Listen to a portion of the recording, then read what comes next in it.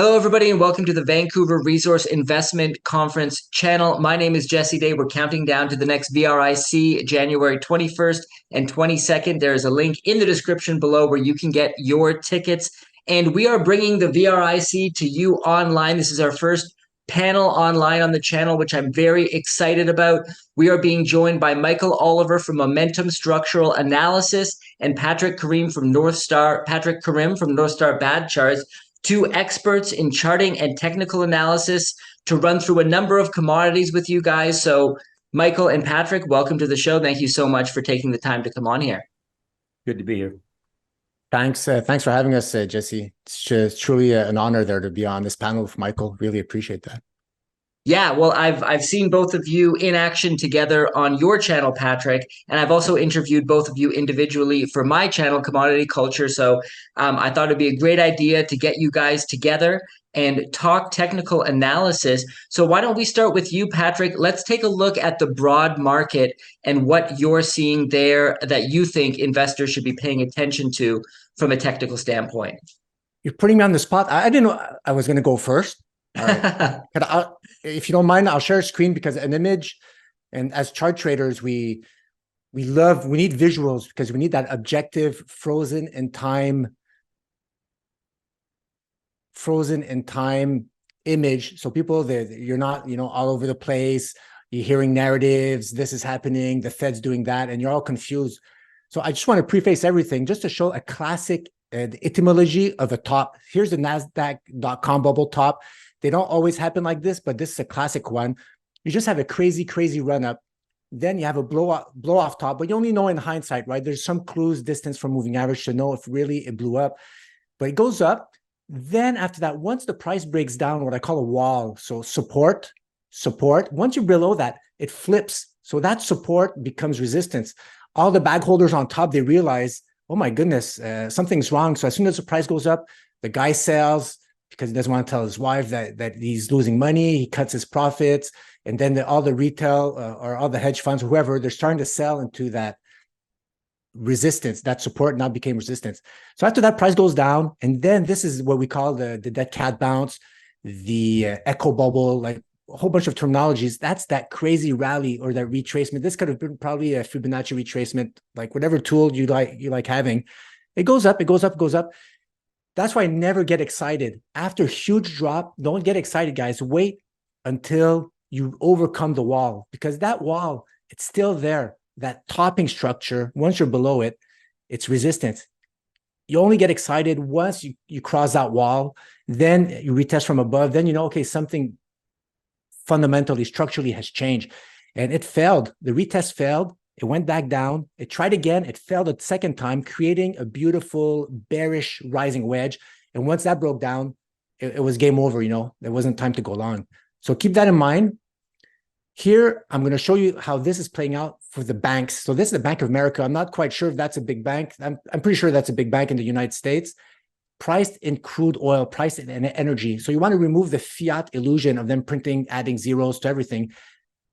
If a bank or any instrument cannot outperform oil or outperform gold, then something's wrong. That means capital flows are favoring that other asset classes. Here you see in the 70s, as the Bank of America is underperforming oil, we know what went up in the 70s, right? Gold, oil, uranium, silver. Here in the 80s, the bank's outperforming oil. That means you have to be in growth. You don't want to be in inflation assets. Clear outperformance. Here's the blow off top.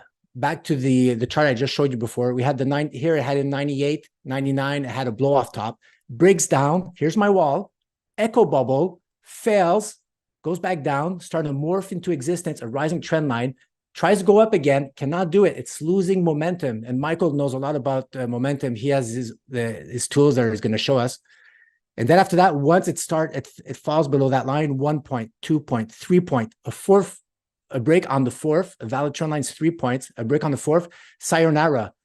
Look, it doesn't mean it's going to go down to zero, but it tells you shouldn't be long. You had so much warning that the momentum was slowing down. You shouldn't be long. That thing just rolls over, rolls over, rolls over. And look where we are today. Blow off top in 2020.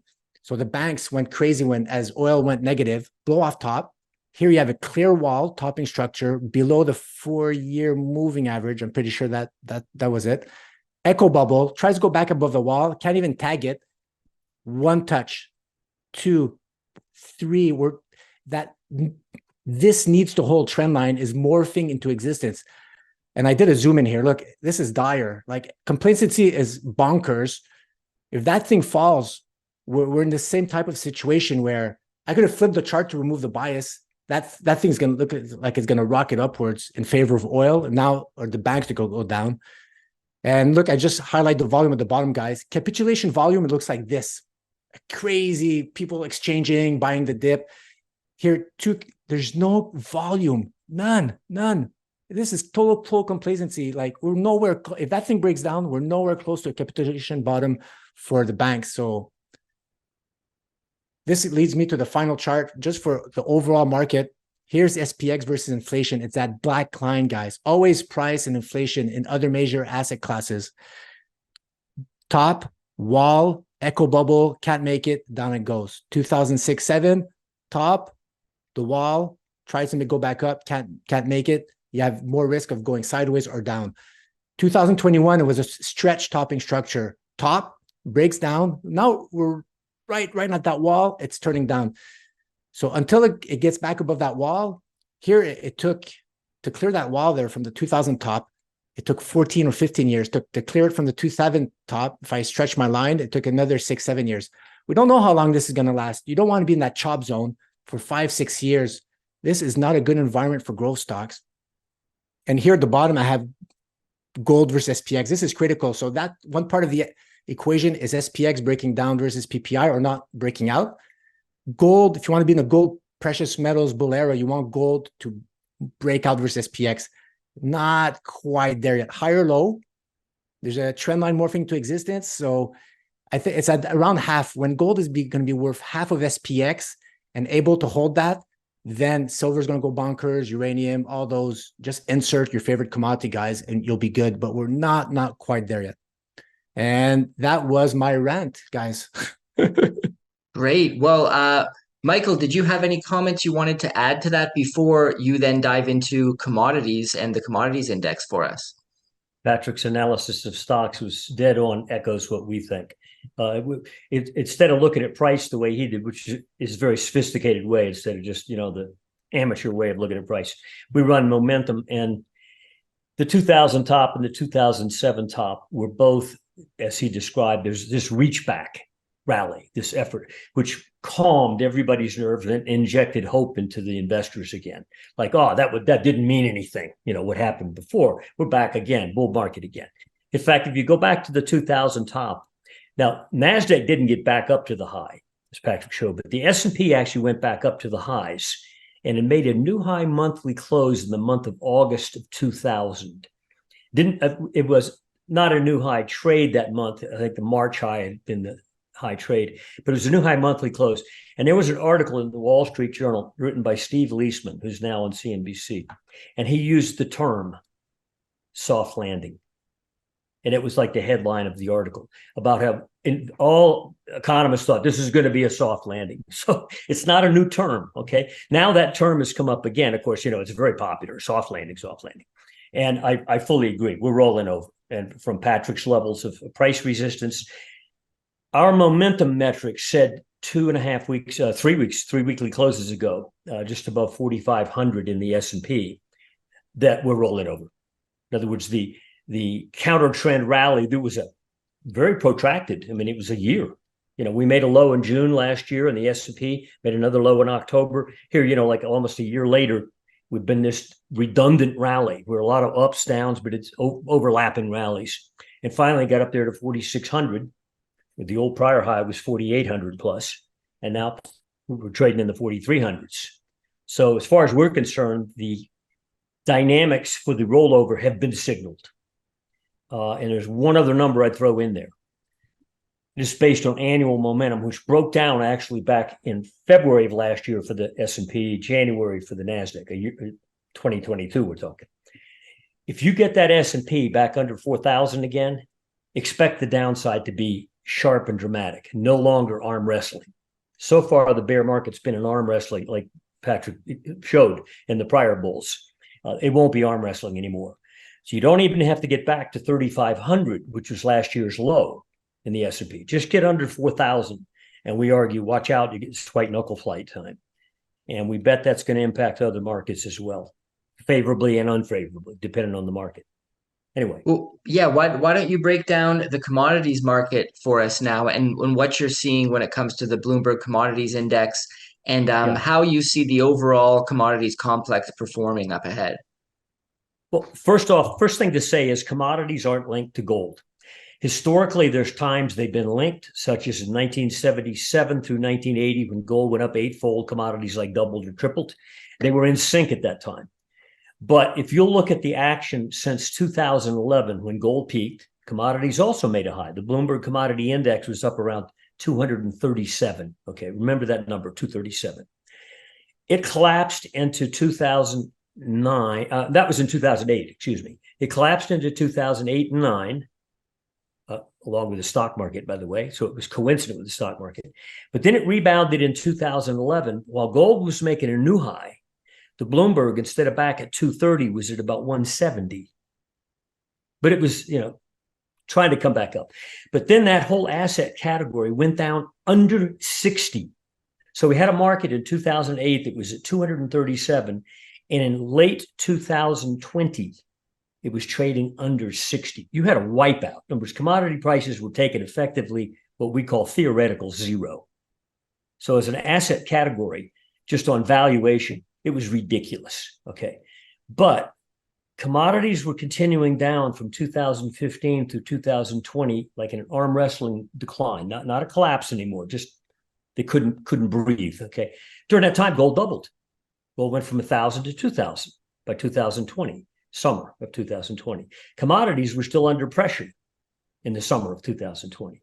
But in October of 2020, we put out a report that said, it was headlined Commodity Explosion. It was hard to imagine that when you look at a price chart because it looked like a dead beast. Nobody cared about corn or oil or anything. Who cared? And it exploded. By early 2022, the Bloomberg went up to 140. So it had more than doubled. It finally said, okay, I'm out of the hole. Okay, in other words, somebody determined, asset managers, no doubt, some of them, said, hey, this category is just vastly underpriced. This is ridiculous. The risk reward is good here. And they were right.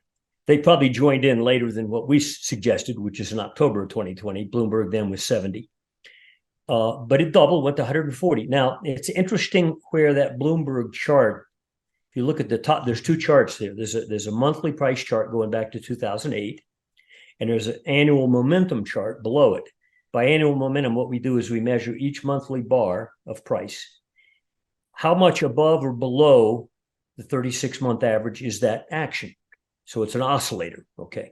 And it creates a different chart picture than what you see on the price chart.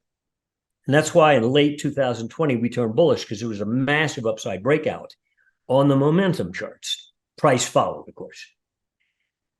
We had projected, when you look at that price chart, you'll notice there's a line underneath three different lows. From after you collapsed in 2009, it was a low in 2016, and there was a lower low in 2020. You can connect those three lows, and that's a channel bottom.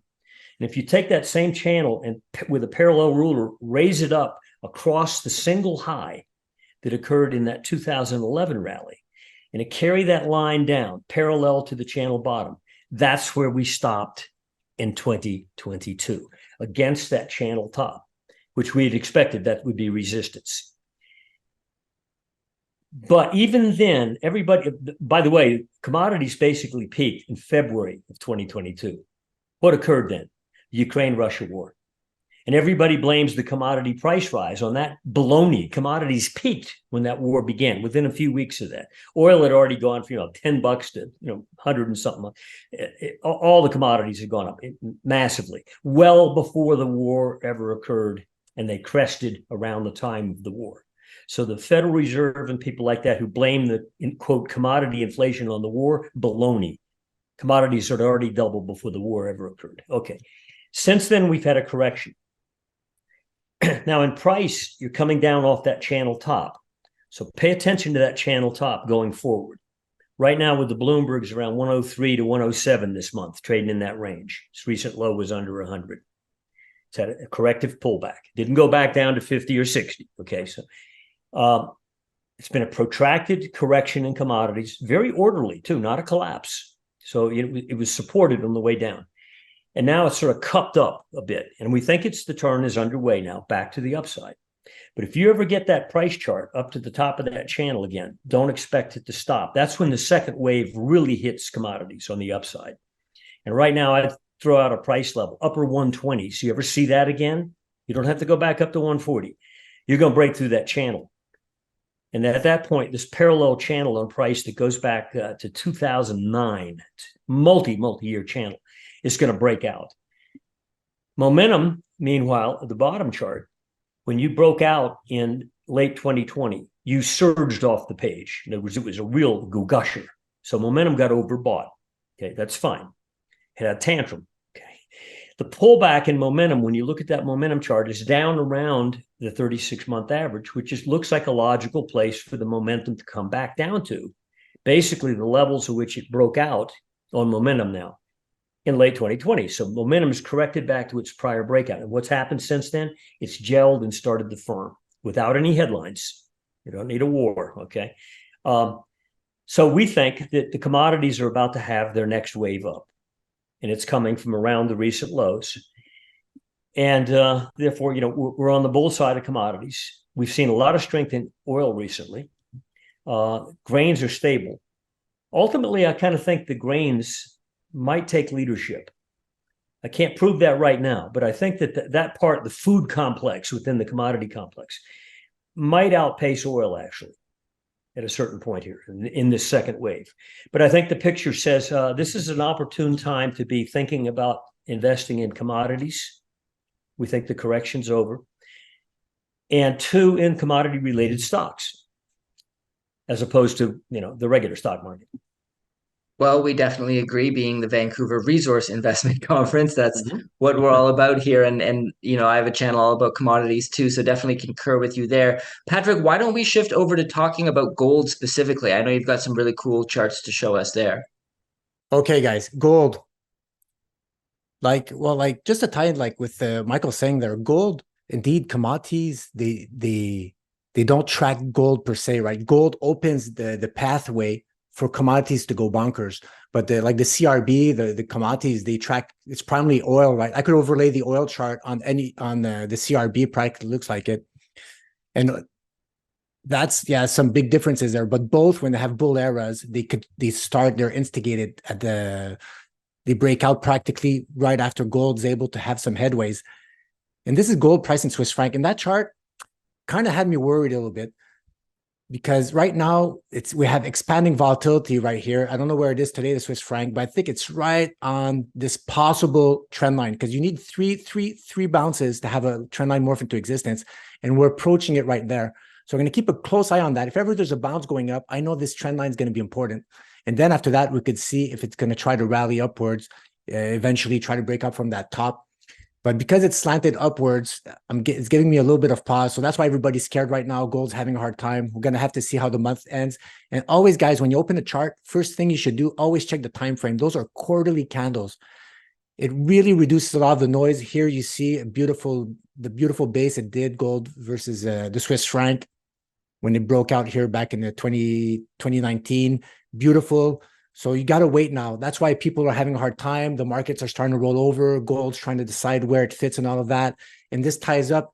If gold's able to, the US equities just go sideways or slightly down, and gold's able to hold its ground, that's step one. So the gold to SPX ratio is going to start going upwards. And after that, when gold starts going upwards, even if the SPX does a recovery and goes up, gold should be outperforming the US equities. So I'm keeping an eye close on the Swiss franc, because the Swiss franc is practically the most, the strongest of the currencies. Everybody talks the milkshake on that, but for 50 years, the Swiss franc has destroyed the US dollar. So much more powerful, right? But if gold's able to destroy the most powerful currency, then you have something.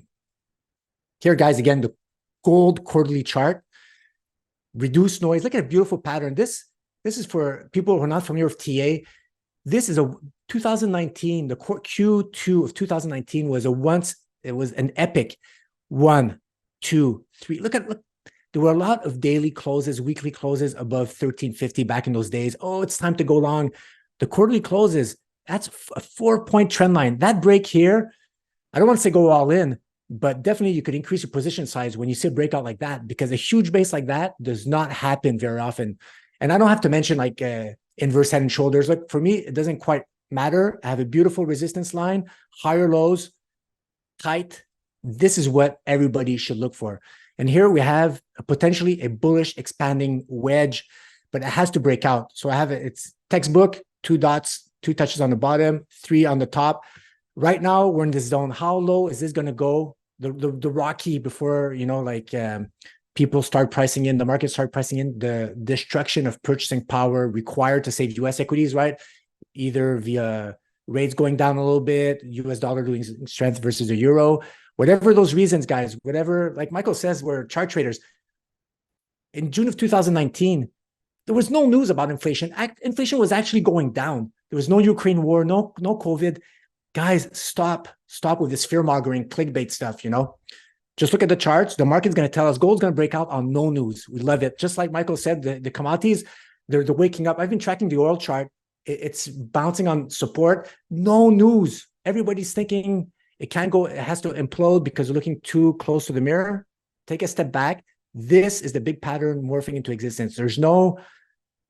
This hasn't broken out yet, but that's the setup that's playing out right now, a huge pattern. And if that breaks out, the measured move is at 2,600, 3,100 before you think about taking profits, right? Because that pole flag is just going to go bonkers on the upside once it breaks out. And the final chart for gold needs to break out versus inflation. So it's a two-way street. Gold breaks out on its nominal chart, but also in each of gold's bull run, it was able to outpace inflation. And I could have overlaid the inflation chart on that. When gold and inflation both go up, and they have to go, they practically always go up in a bull cycle. If gold outperforms inflation, that means it's pricing in future inflation coming in the pipeline ahead of the inflation. And when gold tops and starts breaking down versus inflation, that's when it says, okay, maybe 6 months before gold's going to top, and then that ratio starts tumbling. Then inflation hits all-time highs, and then that's when Jim Cramer and all these talking heads, oh, inflation to the moon, people start piling on gold. But like Michael knows on his momentum charts, gold's probably already slowing down by then, the momentum, and the low risk entry is behind us. But as chart traders, we know this. That's the edge we get. We could spot momentum. So here versus inflation, it's really tricky because there's an overbearing 3-year moving average. I think it's my 3-year. It's not, gold has broken out of a bullish expanding descending wedge. It's still slanted. So that means the momentum is not flat. It could still get dragged back down. So like, let's say you're jumping on a hill. Then if you don't make it when you land a little lower, right? Which is kind of tricky for a lot of people. But I call this a bullish transition zone. It's kind of trapped. It's trying to go up. If ever gets above this wall was the support of the 2011, 2013 top. Support breaks down, that becomes resistance. Breaks out here, there's a reverse symmetry move, goes below, see that wick, is not able to go back up, can't go back up. This is hold your breath time, right? Gold versus Swiss franc, gold in its volatile, expanding megaphone pattern. It's all tying in, guys. If gold's able to finish testing this slanted breakout line and get back above the swell, it's go time. It's go time. And silver tracks this. This is practically the macro chart. I used to look at the gold versus SPX and I overlaid silver chart. It tracks it pretty well. Nothing for me, silver, the macro capital flows, it's gold. It's a play on a bet that gold is going to outperform inflation. And you could see it right here. I could have stretched it to the 70s. It's practically a match. So that's what silver's waiting for. Silver's waiting in the shadows, waiting for gold to show, hey guys, that's it, guys. And they're probably going to break out both at the same time. So we're in a bullish transition zone. If we did this interview maybe in 2-3 months, at the end of Q3, we could have a breakout. We're that close. We're really close to that breakout line. Well, speaking of silver, that's a perfect segue there to bring Michael back into the conversation to discuss silver and what you're seeing there?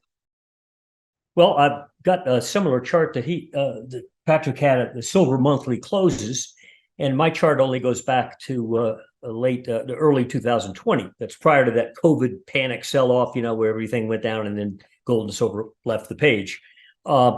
Silver more than doubled from like $14 to 30, so in a matter of 6 months. Anyway, that was a statement rally, but it got excessive, obviously. If you look at the price chart, at the top of the chart below is an annual momentum chart. I'll talk about that in a minute. But the top chart shows the monthly closes. But what I've done again is create a parallel channel, meaning I didn't draw a downtrend first. Forget that. I drew a line through the angle of descent through the lows, low monthly close, low monthly close. There was one back in late 2020 that was a sharp pullback from that mid 2020 high. And then there was a low back, of course, last year in September, and silver dropped down to like $17.28. Take that angle of decline, and then with a parallel angle, draw it across any highs you can find in between those lows. And in fact, there's two of them. There's one that occurred in early spring of 2021, and then that one last year in March of 2022 when they had the bank crisis, which, by the way, MSA called a month before. Silver had a surge, then it started gold. Okay, well, that second rally in silver there hit that channel top. So you have a 4-point channel, 2 monthly closes, 2 peak monthly highs. And it covers a span of 3 years, 20, 21, 22. Okay. After you came up off that September 2022 price low at $17 and change, you surged right through that channel top, which you didn't acknowledge. You didn't stop at it and say, oh, I got to stop here. You actually got above it. And then since then, what you've done is you've had ups and downs, ups and downs, ups and downs. You can see on the price chart. And frankly, right now, that price chart is about where silver is today, just below $23. But what's been going on since that surge is we got a little overdone in that surge, momentum-wise. You got a certain short-term momentum indicators got overbought. So it wanted to cool down. Nice. Okay. It's cooling down, though, outside of that channel that it's already broken out above. And if you look at the price chart, I've got a green horizontal I've also drawn. It's what I'd call an idiot line because, everybody can draw it. It's across prior monthly closes. And there's 3 monthly closes up there around $25. We traded above there. This year we got to 26, but the monthly closes are all around 25, 25, 25. That's going back to March of 2022. So there's a horizontal structure there. And I'm sure if you ever get silver back to 25, they're going to take the lid off of it. Okay. But we're below 23, so it's time to focus on this. Is the upturn underway? Now go to the bottom chart, and what you've got there is each monthly close plotted in its relationship above or below the current 36-month moving average. And as you can see in that surge in 2020, we get pretty excessive. Went up to 70% over. Okay. So it got hot. So it wanted to cool off.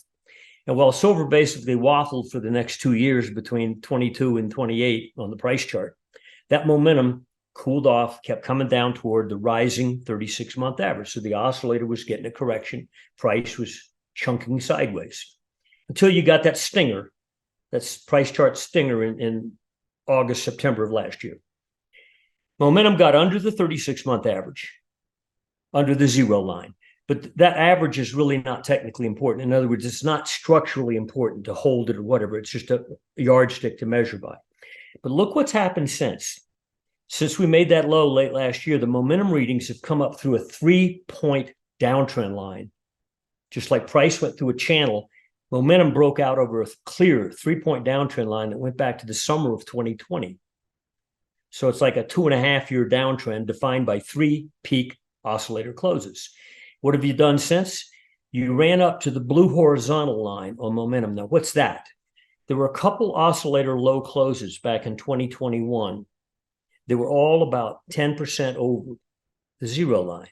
So when you broke that, that's when you had your flush. Well, the rallies this year, late last year and early this year, have all peaked just short of that blue line. So it's like momentum is recognizing a prior resistance level, but it's persistent. In other words, if that were great resistance, we should have crumbled already. You don't come back a third time, okay? And it takes something over 25 to blow through that structure. So both price and momentum say, I've broken out over a channel in price. That's a positive. Give me the thumbs up on that regard. And momentum broke out over a multi-year downtrend. Yeah, they've got resistance levels that they're acknowledging on price and momentum. But you ever get back up to 25 again, the lid's coming off. And I would basically say that's probably going to happen about the same time if gold goes back to 2000 again. You know, it'll probably be about coincidental. And I would also expect, I think Patrick mentioned this, silver will outperform gold. There's periods in any gold bull market. Our bull market started in 2015 in gold. From the low there, we had a buy signal in February of 2016. But you think that's old? Well, you know, the last bull market started in 1999 to 2000 and lasted till 2011. Okay, I remember. Okay, so, and I think that the next leg up in gold, silver is going to vastly outperform gold on a percentage basis. So anyway, this situation looks very pregnant to me for resumed upside. What's up, guys? Quick break. My name is Jay Martin. I'm the CEO of Cambridge House and the host of the Vancouver Resource Investment Conference. I wanted to quickly point your attention to a link right beneath this video where you can subscribe to our new weekly newsletter. If you want to better understand the minds of the best investors in the resource space, subscribe to this newsletter. I author it personally every Sunday and I love writing it. Hit that link below to subscribe. All right, back to the interview. Well, Patrick, let's throw it back to you to talk my favorite commodity, uranium. What are the charts telling you about uranium? I had just had this thought when Michael was talking. This is why it's important, guys, to look at the momentum distance from moving average, because while there is a clear wall for silver, let's say at $28, as time moves on, the price goes lower. All those bag holders or whoever bought at those higher price, they're kind of diminish in time. So the more meaningful breakout, like Michael said, there's a descending trend line. As soon as I think a monthly close, above 25, you have fireworks that could shoot up the price of silver to retest that 28, 29 in a jiffy. Then we'll see maybe a little consolidation. Then after that, we'll have the truth back to all-time highs. But yeah, there could be a pretty crazy move from above 25 to easily a 28, 29 there. Okay, let's look at uranium, guys. So let's, again, ratios.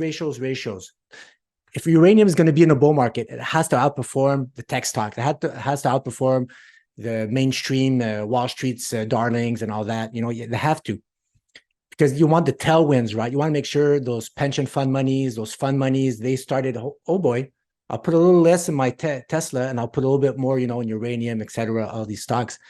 So here's the NASDAQ. Back when it bottomed versus uranium in 2007, then after that started outperforming uranium, 1, 2, 3, breaks out, retests, and that's it. That looks almost like the oil chart today or the commodities, right? It's a breakout out of the base, a severe retest of an important breakout line. Once that starts moving up, it's Bitcoin, tech stocks, forget uranium. Look at a beautiful bull run, a 10-year bull run until 2021. Blow off top. I could have put down the linear scale. That looks probably like a super, super crazy top. I could have drawn here a little wall, retest. Oh, NASDAQ cannot do a new high. So now you're in the dynamics where you could start creating a downwards channel, right? Lower high, lower low, lower lows, lower highs. That's a downwards channel. It lost the 1 year. It lost the 3-year moving average. Death cross below the Ichimoku cloud. And look at that. 1, 2, 3, breakdown, retest again. That's a rising wedge, a bearish rising wedge below an early breakdown line, which is now resistance. This man has all the clues you want to look as you don't go long this, you short this. So that means you go long uranium. This is set up for uranium to outperform. And I didn't do it recently. This is the NASDAQ divided by the Sprott Uranium Trust. It's probably even lower today, this thing there, because since that was August 11th, the market took a little tumble. Man, this is 100%. You guys know those like those face cards on card decks? You know how they draw the king? It's always like a flip reverse image there. Well, this is what it is, right? This topping structure is a perfect flipped reverse image of a bottom. That's why I could have done uranium divided by NASDAQ, flipped it. It's the same technical analysis. It's a breakdown, a retest, and now the bias is neutral, bearish. If this rising wedge breaks down, It's bearish for NASDAQ and pro uranium. Look, I had even these drawings. I did March 4th. I keep track of all the previous drawings. And here I had a final breakdown line where it bounced, did the retest. So this is very, very bullish for uranium. If uranium is outperforming NASDAQ, I've never seen gold not outperform NASDAQ or silver not outperform NASDAQ when uranium does it. They pretty much go track the same capital flows. Here's uranium versus platinum, two commodities. Often people, oh, they love buying something cheap. Well, even if it's cheap, this chart's telling me that. I did this one a while back, August 8th, on the daily chart. I have a whole bunch of moving averages, and the thick red one is a 700-day one. Uranium has been kicking platinum's butt for a while now. Huge topping structure. Uranium's outperforming platinum. So if uranium's outperforming NASDAQ and you decide to go long uranium, and then you say, okay, well, I want to put a little bit more in platinum, but now you're seeing that platinum's underperforming uranium, and this is the uranium futures.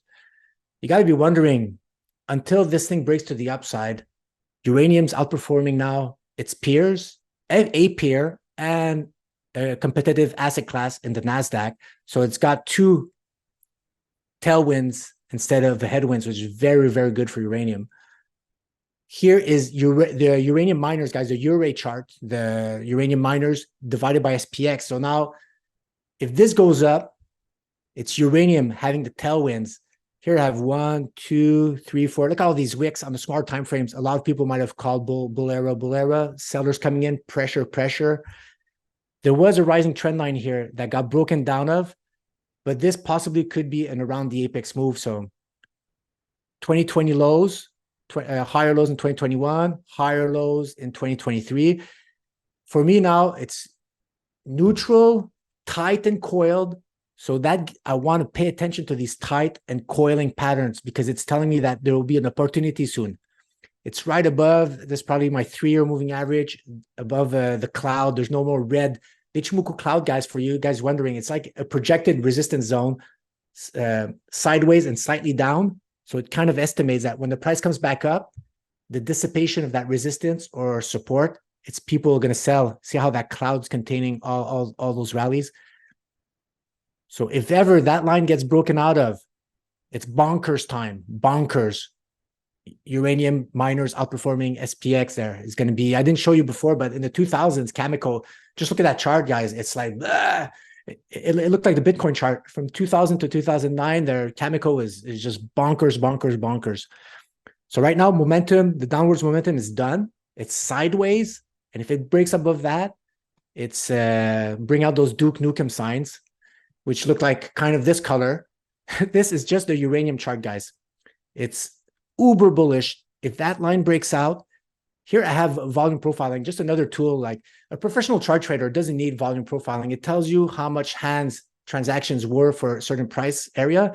But if you just look at a classical pattern, a nice basing or a nice flag like this, that's going to generate a lot of hands getting changed, creating that volume.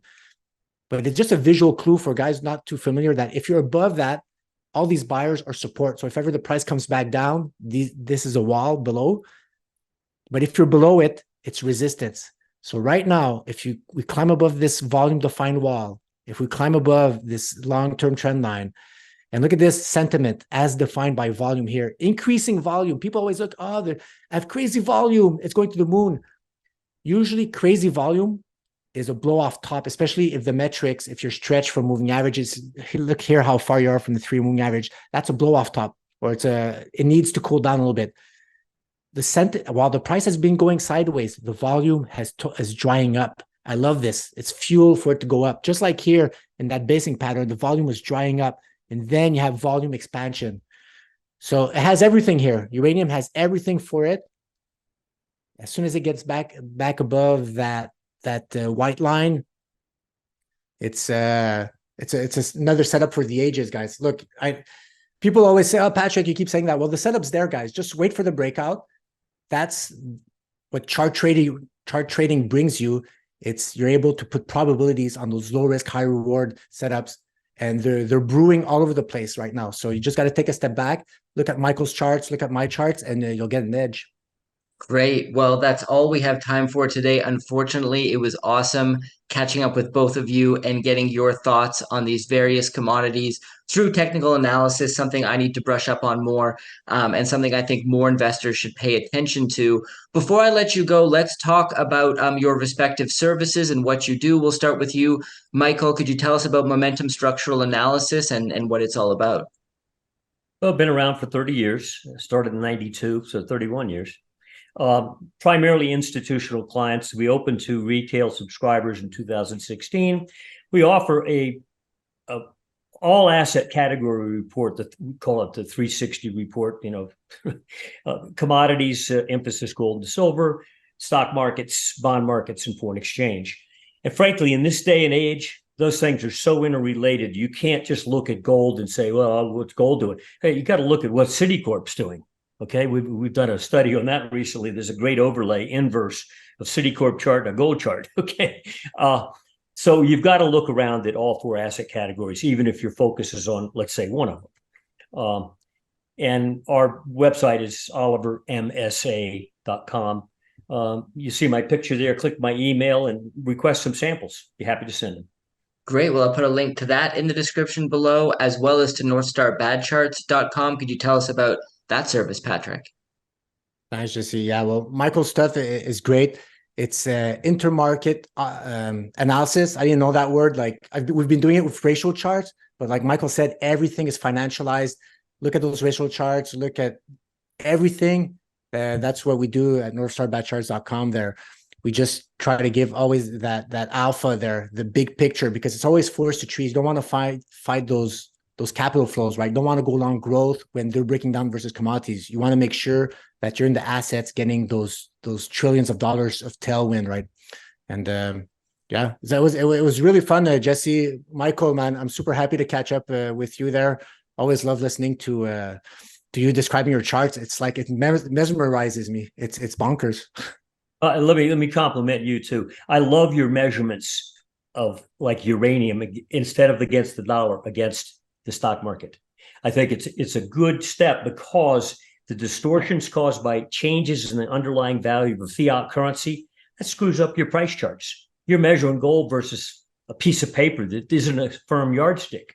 Whereas when you compare it to another asset category, you get a different picture sometimes.